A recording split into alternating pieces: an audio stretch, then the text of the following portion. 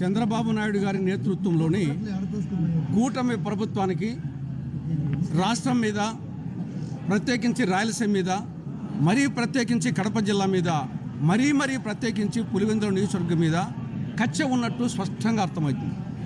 దానికి ఉదాహరణ ప్రభుత్వ వైద్య కళాశాలల దుస్థితి.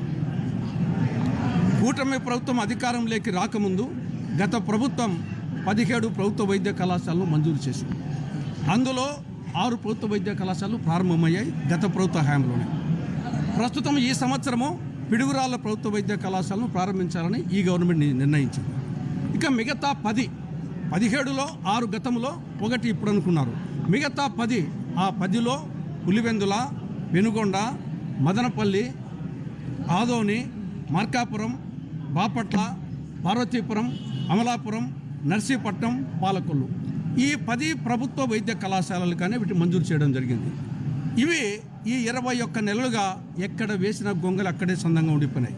ఒక్క పని జరగలేదు. అందులో మన పులిందలకు సంబంధించి ఈ కూటమి ప్రభుత్వము అధికారంలోకి రాకముందు దాదాపు 47 ఎకరాల 58 సెంట్లు, దాదాపు 100-150 కోట్ల రూపాయలు విలువ చేసే భూమిని వచ్చేసి ఈ ప్రభుత్వ వైద్య కళాశాలకు అప్పగించడం జరిగింది. రెండవది 412 కోట్ల రూపాయలు ఖర్చు చేయడం జరిగింది. మూడవది 625 పడకల ఆసుపత్రిని మంజూరు చేయడమే కాకుండా భవనాలు పూర్తయినాయి. ఆసుపత్రి ఇక్కడికి షిఫ్ట్ అయింది, రన్నింగ్లో ఉంది.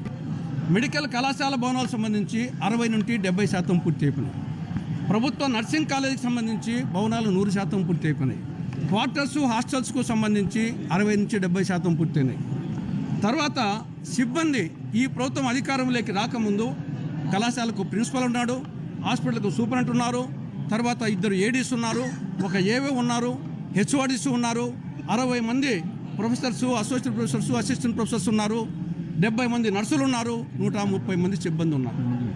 ఈ పరిస్థితిలో కేంద్రం నుండి నేషనల్ మెడికల్ కమిషన్ వాళ్ళు వచ్చి చూసి ఇంద్రభవనాలు అంటే భవనాలు ఉన్నాయి, ఫ్యాకల్టీ ఉంది అని చెప్పి వాళ్ళు క్షేత్రస్థాయిలో పరిశీలించి 2024-25 విద్యా సంవత్సరానికి 50 MBBS సీట్లు కేటాయించారు 2024 ఆగస్టు 16వ తారీఖు. కానీ ఈ చంద్రబాబు ప్రభుత్వం ఏం చేసింది? ఒక లేఖ రాసింది, భవనాలు పూర్తి కాలేదు, ఫ్యాకల్టీ లేదు, కాబట్టి మేము నడపలేము కాలేజీని, మాకు 50 MBBS సీట్లు వద్దని చెప్పేసి లేఖ రాసింది. ఇది చరిత్రలో ఒక చారిత్రక తప్పిదం. ఇటువంటి పనికి మాలిన ప్రభుత్వం దేశంలో కానీ రాష్ట్రంలో కానీ నాడు నేడు ఏనాడు ఉండదు.